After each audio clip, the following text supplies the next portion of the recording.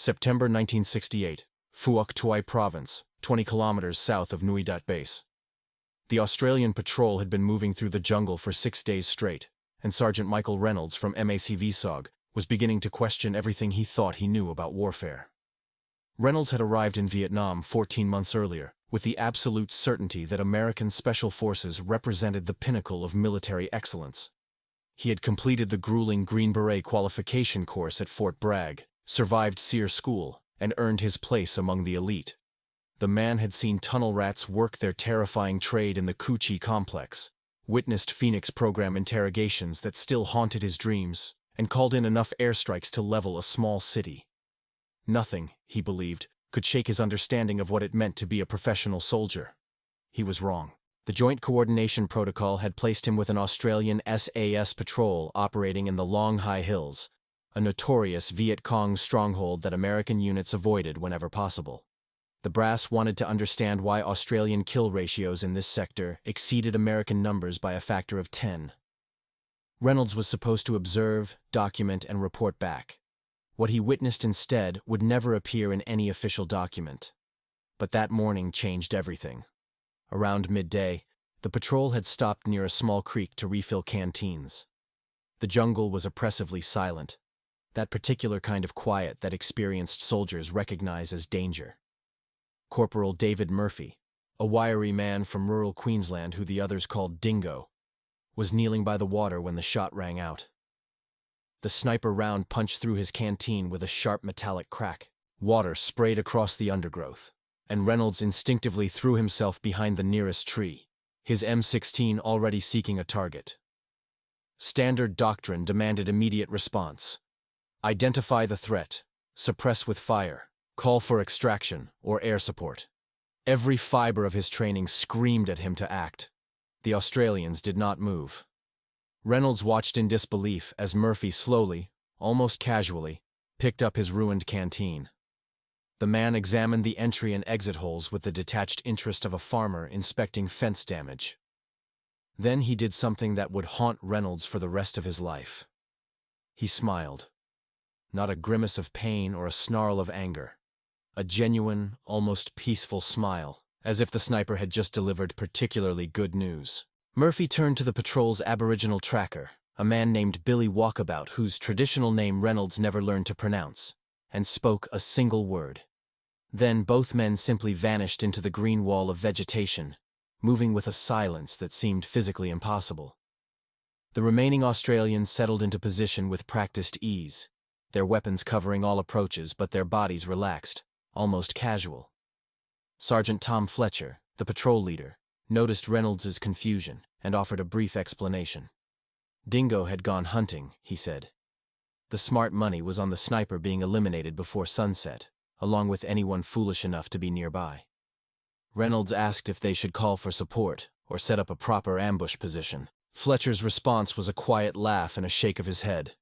American methods, he explained, worked for American operations. Out here in the Long High Hills, the Australians had learned different lessons. What followed would reshape Reynolds's entire understanding of warfare. For the next 4 miles, Reynolds tracked the hunting party at a distance, struggling to keep pace with men who moved through triple canopy jungle like ghosts. Murphy and Walkabout left no visible trail, made no sound, seemed to flow around obstacles that Reynolds crashed through with all the subtlety of a wounded buffalo. 3 times he lost them completely, only relocating the pair through luck rather than skill. The method of pursuit was unlike anything taught at American Special Forces schools. Walkabout read the jungle the way Reynolds might read a newspaper, extracting information from bent leaves, disturbed insects, soil compression patterns invisible to untrained eyes. The tracker was following not just the sniper, but reconstructing the man's entire day, where he had waited, what he had eaten, how long he had observed the Australian patrol before taking his shot. This was not pursuit. This was prophecy. By late afternoon, the hunting party had covered ground that would have taken an American patrol 2 full days to traverse. Murphy moved with absolute economy, never wasting a motion, never hesitating at a junction. Walkabout would occasionally pause, taste something from the ground or sniff the air like a predator, then gesture in a direction with complete certainty. Reynolds began to understand why the Viet Cong called this man the Death Shadow. The corporal did not simply track his enemies.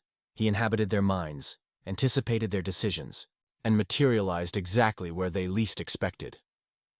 The sniper who had fired that morning round was already finished. He simply did not know it yet. But the sniper was not alone. As darkness fell, Murphy signaled a halt at the edge of a small clearing. Through the vegetation, Reynolds could make out the shapes of a Viet Cong encampment. Not just the lone shooter, but an entire platoon staging for what appeared to be a major ambush operation.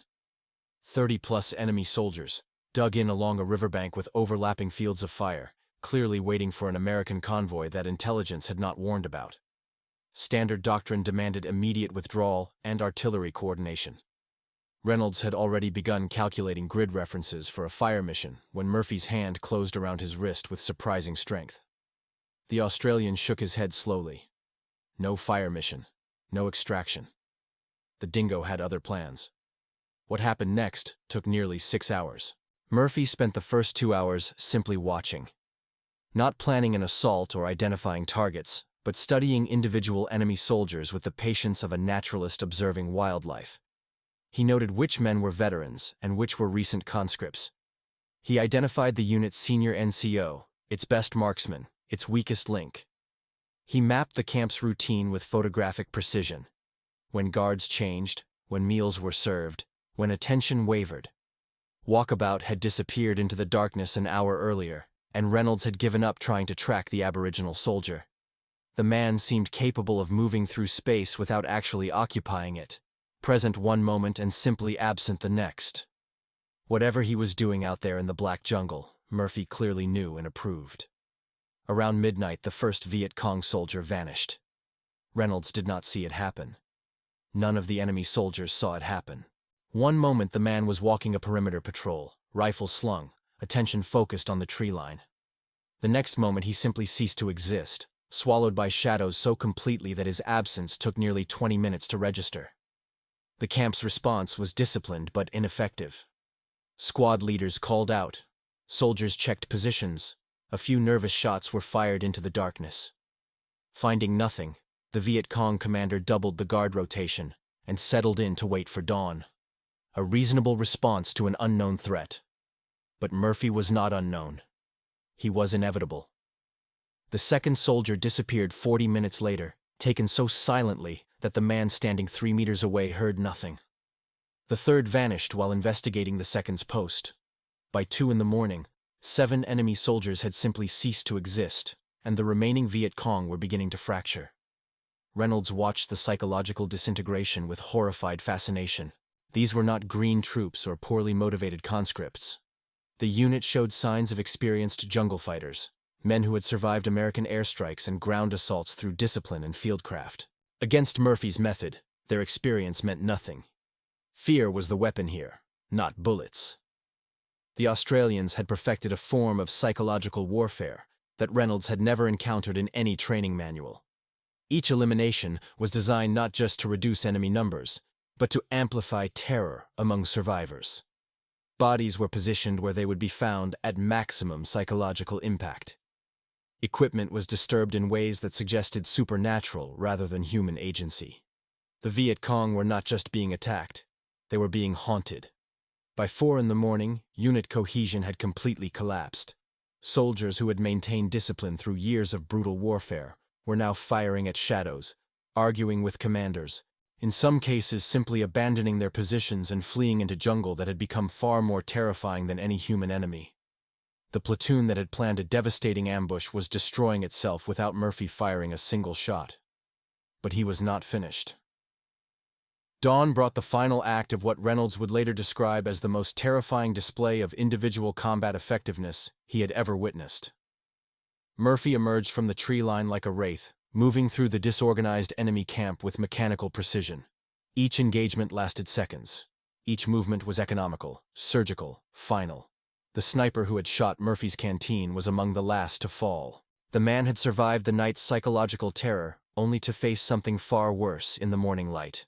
The absolute certainty that his shot the previous day had summoned his own elimination. Murphy paused over the body for several seconds, examining the rifle that had nearly ended his life, then simply walked away. By 8 o'clock that morning, the Viet Cong platoon had ceased to exist. Reynolds counted the aftermath with numb professional detachment. 32 enemy soldiers eliminated over the course of a single night by 2 men using methods that appeared nowhere in any official manual. No air support, no artillery, no reinforcements. Just patience, psychological insight, and a form of warfare that seemed to belong to a different century. The extraction helicopter arrived 4 hours later, summoned by Fletcher's routine position report. Reynolds climbed aboard with a written account that he would later burn rather than submit. Some knowledge, he had decided, was too dangerous to officially acknowledge. But who was this man who could smile at a sniper's bullet and respond with annihilation? To understand David Murphy's transformation from Queensland sheep farmer to the operator Americans called #22, one must travel back 18 months to the training grounds at Canungra, where the Australian Army maintained a facility specifically designed to break conventional soldiers and rebuild them as something else entirely. Murphy had arrived at Canungra in March of 1967, a 23-year-old corporal with an unremarkable service record, and no particular distinction beyond a reputation for patience, and an unusual ability to remain motionless for extended periods. His father ran a sheep station in rural Queensland, 40,000 acres of scrubland where young David had learned to track feral pigs and dingoes before he could read properly.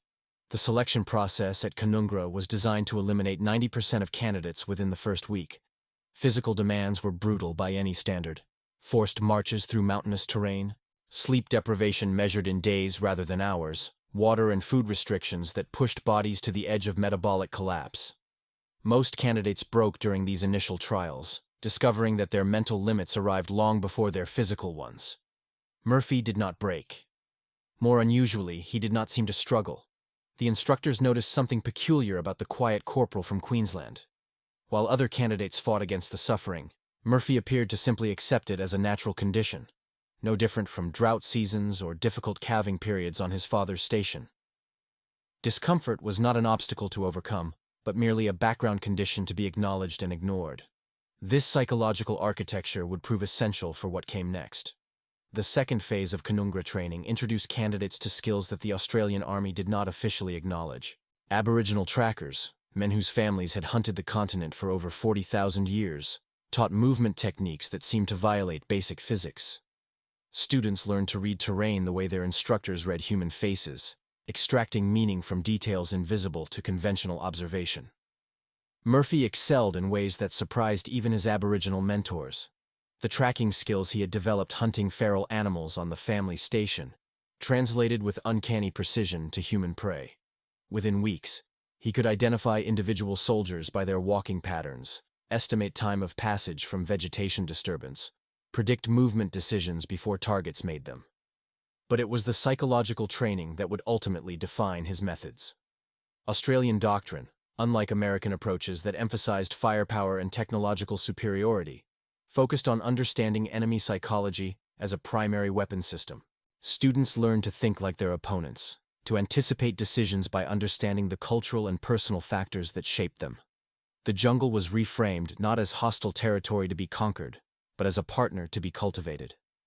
Murphy absorbed these lessons with the intensity of religious conversion. He began to see warfare not as a contest of weapons, but as a competition of minds, where victory belonged to whoever best understood and exploited human psychology. The Viet Cong, he reasoned, were not simply enemy soldiers, but thinking beings with fears, habits, assumptions, and blind spots. Any system with predictable patterns could be exploited. His first deployment to Vietnam came in October of 1967, attached to 3 Squadron SAS operating out of Nui Dat.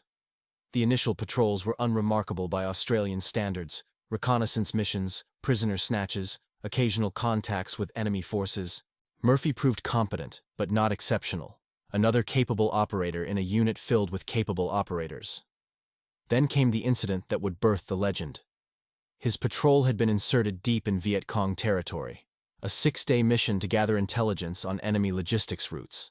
On the 3rd day, Murphy became separated from his unit during a monsoon storm, the kind of biblical deluge that reduced visibility to arm's length and transformed the jungle floor into a sucking maze of mud and debris.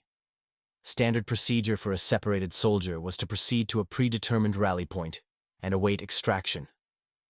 Murphy instead made a decision that violated every principle of tactical doctrine. He spent the next 72 hours alone in enemy territory, not evading, but actively hunting. When extraction finally came, Murphy had eliminated 11 enemy soldiers across 4 separate engagements, disrupted a major supply depot, and gathered intelligence that would fuel operations for the next 3 months. He accomplished this without radio contact, without resupply, and without any support beyond his own skills and determination. The after-action review could not explain how this was possible. American liaison officers who reviewed the reports expressed skepticism bordering on disbelief. The operational records suggested that a single soldier had achieved results normally requiring a company-sized element with full support. Either Australian record-keeping was fictional, or something genuinely extraordinary had occurred. Both explanations were disturbing for different reasons. Murphy's methods during those 72 hours established patterns he would refine over subsequent deployments. He did not engage enemies through conventional ambush or assault tactics. Instead, he studied targets with predatory patience, identified psychological vulnerabilities, and designed eliminations that inflicted maximum terror on survivors.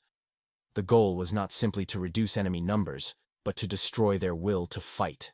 The Viet Cong began reporting encounters with Ma Rung, the jungle ghost, a supernatural presence that could not be fought because it could not be found. Soldiers assigned to areas where Murphy operated showed measurably higher desertion rates and lower combat effectiveness. His mere presence in a sector degraded enemy morale in ways that American commanders found difficult to quantify, but impossible to ignore. Word spread through unofficial channels to American Special Forces units operating in Vietnam. MACV-SOG, the Studies and Observations Group responsible for America's most sensitive operations in Southeast Asia, began making inquiries about Australian methods. They had noticed the statistical anomalies, kill ratios that defied conventional military mathematics, operational successes in areas American units considered impassable, prisoner capture rates that suggested infiltration capabilities beyond anything U.S. forces had achieved. The answers they received were polite but uninformative.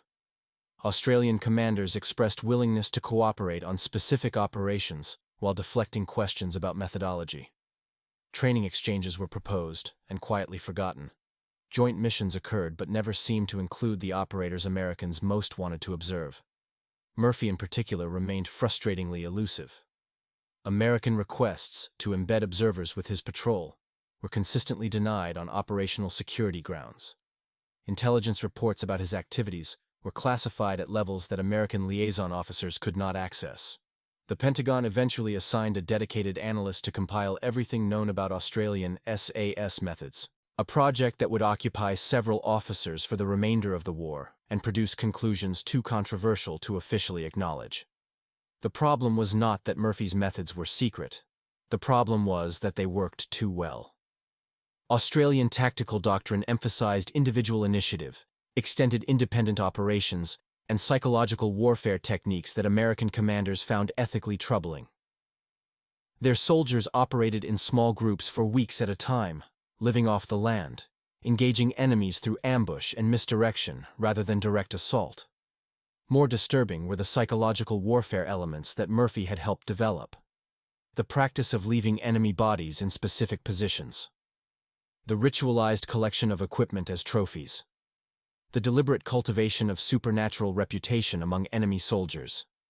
These methods achieved results, but raised uncomfortable questions about the laws of armed conflict. American doctrine prohibited many of the techniques that made Australian SAS operations so effective. Acknowledging that allies were achieving superior results through prohibited methods would create institutional problems that Pentagon leadership preferred to avoid. Better to classify the information and focus on approaches that fit within established frameworks. But soldiers talk, and Reynolds was not the only American to witness Murphy in action.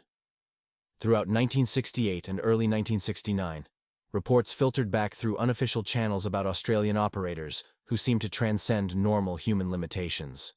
Stories of individual soldiers eliminating entire enemy units. Tales of patrols that moved through the jungle like spirits, leaving behind terrified survivors who refused to return to contested areas. Descriptions of psychological effects that American PSYOPS officers found simultaneously impressive and horrifying. Murphy's reputation within this shadow history grew with each operation.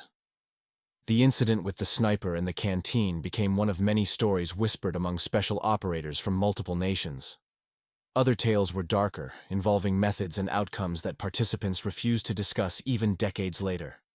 The Australian government, for its part, maintained careful silence about its most effective Vietnam-era operators. Official histories acknowledged SAS contributions in general terms while avoiding specific attribution. Medals and commendations were awarded with classified citations. Unit records that might have documented extraordinary individual achievements were sealed under national security provisions that remained in effect long after the war ended. Murphy himself returned to civilian life in 1970. Mustering out of the Australian Army with a service record that listed routine achievements and unremarkable postings. He returned to his father's sheep station, married a local woman, and spent the next 3 decades raising cattle and children in rural Queensland. Neighbors knew him as a quiet, reliable man who kept to himself and never discussed his military service. The legend, however, refused to remain buried. Veterans from multiple nations continued sharing stories about the death shadow of Phuoc Tuy province. Documentary filmmakers and military historians attempted to track down the real operators behind the most extraordinary tales, with limited success. Australian authorities maintained their position that official records contained all available information, while acknowledging that some operational details remained classified for legitimate security reasons. American military analysts continued studying Australian Vietnam methods well into the 21st century. The tactical principles that Murphy and his colleagues pioneered influenced special operations doctrine across multiple nations. Their emphasis on psychological warfare, individual initiative, and extended independent operations appeared, often without attribution, in training manuals and operational guidelines developed decades after Vietnam ended. The most important lesson, however, remained largely unlearned. Murphy understood something that military institutions have consistently struggled to accept. Warfare is fundamentally a contest of wills rather than weapons, and the soldier who best understands human psychology possesses an advantage that technology cannot overcome. The sniper who shot his canteen believed he was engaging an enemy soldier. In reality, he had awakened something far more dangerous. A man who could smile at the bullet meant to eliminate him, and respond with methodical annihilation represented a form of warfare that conventional military thinking could not accommodate. Murphy did not fight enemies. He dismantled them psychologically before physical engagement became necessary. The 32 Viet Cong soldiers who fell during that 16-hour operation were not eliminated by superior firepower or numerical advantage. They were eliminated by a man who understood their fears better than they understood them themselves, who exploited every psychological vulnerability with surgical precision, who transformed the jungle from their sanctuary into their grave. Reynolds never submitted his official report about that night in Phuoc Tuy province. He returned to American units, completed his tour, and eventually left the military to pursue a career in law enforcement. Decades later, retired and approaching the end of his life, he began sharing the story with select researchers and historians willing to listen without judgment. His testimony, combined with fragments from other witnesses and partially declassified Australian records, finally allowed something approaching a complete picture of Murphy's methods and achievements. The man himself passed away peacefully on his Queensland property in 2019, leaving behind a family that only partially understood what their patriarch had accomplished in a jungle halfway around the world. But some questions still linger about those extraordinary years. Military historians continue debating the extent of psychological warfare techniques employed by Australian SAS units in Vietnam. Declassified documents suggest that Murphy's methods, while extreme, fell within the operational boundaries established by Australian command. Other researchers argue that the full truth remains hidden behind classification systems designed to protect institutional reputations rather than legitimate security concerns. What remains beyond dispute is the statistical evidence of Australian effectiveness. During the Vietnam War, Australian SAS units achieved kill ratios that consistently exceeded comparable American formations by factors of 5 to 10. They operated in areas American units considered too dangerous for extended presence. They captured prisoners and gathered intelligence that American analysts considered impossible to obtain through conventional methods. Much of this success can be attributed to institutional factors: better selection processes, more intensive training, tactical doctrine that emphasized fieldcraft over firepower. But individual operators like Murphy represented something beyond institutional advantage. They represented a fundamentally different understanding of what warfare requires. The American approach to Vietnam emphasized technological superiority.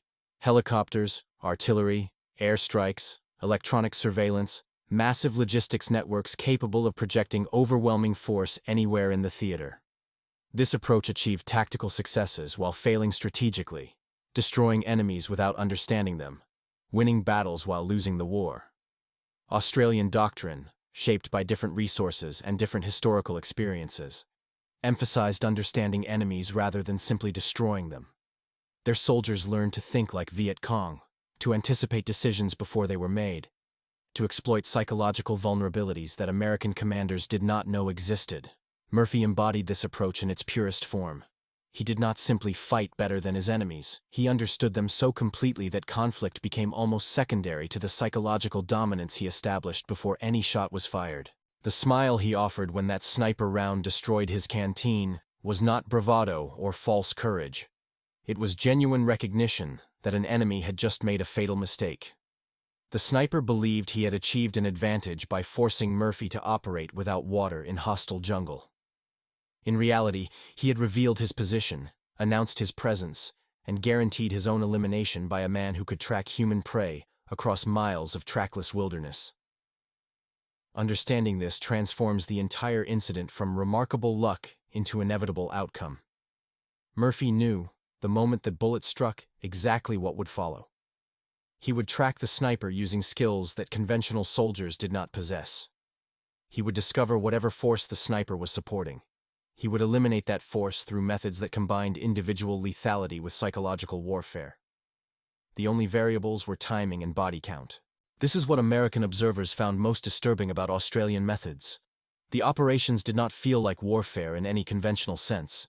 They felt like natural processes, inevitable outcomes determined by superior understanding rather than superior force. Murphy and operators like him did not beat enemies. They simply existed in a way that made enemy survival impossible. The Viet Cong understood this at an intuitive level that American commanders never achieved. Their designation of Murphy as Bóng, the Death Shadow, reflected genuine supernatural dread rather than simple military respect. Captured enemy documents revealed systematic efforts to identify and avoid areas where Murphy was believed to operate. Unit commanders specifically requested transfers away from sectors associated with his patrol. This psychological impact, more than any body count, represented Murphy's true contribution to Australian operations in Vietnam. Each elimination generated fear that degraded enemy effectiveness across the entire theater. The shadow he cast was larger than any individual soldier could project through conventional combat methods. Reynolds eventually came to understand what he had witnessed during those 16 hours in Phuoc Tuy province. Not a military operation in any standard sense, but something closer to a natural phenomenon. A predator exercising dominion over prey in an environment where conventional rules did not apply. Murphy had not defeated the Viet Cong platoon. He had simply demonstrated that their continued existence was incompatible with his presence. The smile at the canteen shot was acknowledgement of this reality. An enemy had announced himself in Murphy's jungle, and the outcome was now determined. The next 16 hours would simply work out details that Murphy already knew. The tracking, the psychological disintegration, the methodical elimination of every soldier foolish enough to remain in the area. This is the truth that American military doctrine could never accommodate. Warfare, at its highest level, is not about weapons or numbers or technology. It is about understanding. The soldier who understands his enemy completely possesses an advantage that no amount of firepower can overcome. Murphy understood this. The Australian SAS understood this. The Pentagon, trapped in institutional assumptions about how wars must be fought, never fully grasped the lesson. The consequences of this failure extended far beyond Vietnam.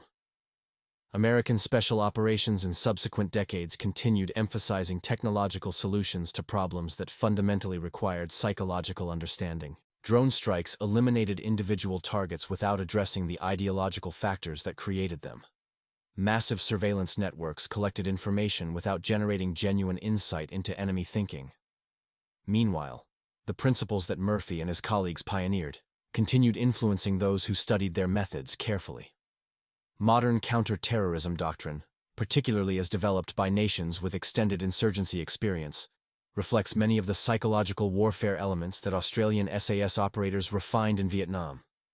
The emphasis on understanding enemy psychology, exploiting cultural vulnerabilities, and achieving effects through perception management, rather than pure kinetics, can all be traced to lessons learned in the jungles of Phuoc province.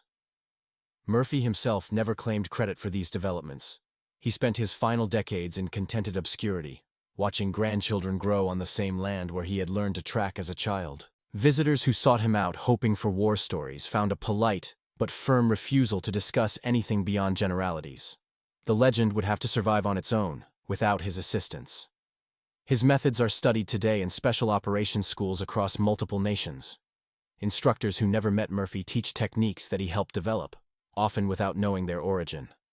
The psychological warfare elements that American commanders found so disturbing have been rehabilitated as legitimate tools of modern counterinsurgency. The emphasis on understanding enemies, rather than simply destroying them, has become orthodoxy in special operations communities worldwide. But the core lesson remains difficult for conventional military institutions to accept. Murphy succeeded not because he was a better fighter than his enemies, though he certainly was, but because he understood them so completely that fighting became almost unnecessary. The Viet Cong platoon that fell during that 16-hour operation was eliminated primarily by fear, the fear that Murphy cultivated deliberately and exploited ruthlessly. This is uncomfortable truth for military organizations that prefer to believe victory comes from superior training, equipment, and organization. It suggests that the most important battlefield is psychological rather than physical, that understanding matters more than firepower, that individual insight can overcome institutional advantages. These implications challenge fundamental assumptions about how military power should be organized and applied. Yet the evidence from Vietnam and subsequent conflicts consistently supports Murphy's approach. Technological superiority does not guarantee victory against opponents who understand the psychological dimensions of conflict. Massive force projection fails against enemies who have been properly demoralized before engagement. The most sophisticated weapon systems in the world cannot defeat an opponent who has already surrendered psychologically. Murphy understood all of this decades before military theorists began articulating similar conclusions. He understood it because he approached warfare not as a contest of weapons, but as a competition of minds. The sniper who shot his canteen believed he was engaging in a firefight. Murphy knew he was conducting a psychological operation that would end with the elimination of everyone who had participated in planning that shot. The smile was recognition of advantage, not arrogance or foolish bravado, but genuine understanding that the enemy had just made a catastrophic error. By revealing his position and demonstrating hostile intent, the sniper had activated a response that he could not survive. The next 16 hours would simply execute a conclusion that Murphy had already determined.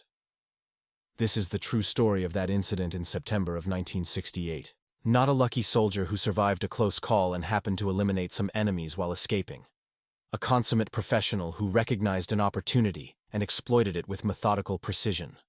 A man who had trained himself to think like his enemies, anticipate their decisions, and design their destruction before they knew conflict had begun. The 32 Viet Cong soldiers who fell that night were not victims of superior firepower or numerical advantage. They were victims of superior understanding, eliminated by a man who knew their fears better than they knew them themselves. Reynolds understood this, eventually, and it changed how he thought about warfare for the rest of his life. The story he shared in his final years was not meant as entertainment or self-aggrandizement. It was meant as warning and instruction, a reminder that the most dangerous soldiers are not those with the biggest weapons, but those with the deepest understanding of human psychology. Murphy demonstrated this truth in the jungles of Vietnam. Others continue demonstrating it in conflicts around the world, wherever soldiers learn to think like their enemies rather than simply trying to outfight them.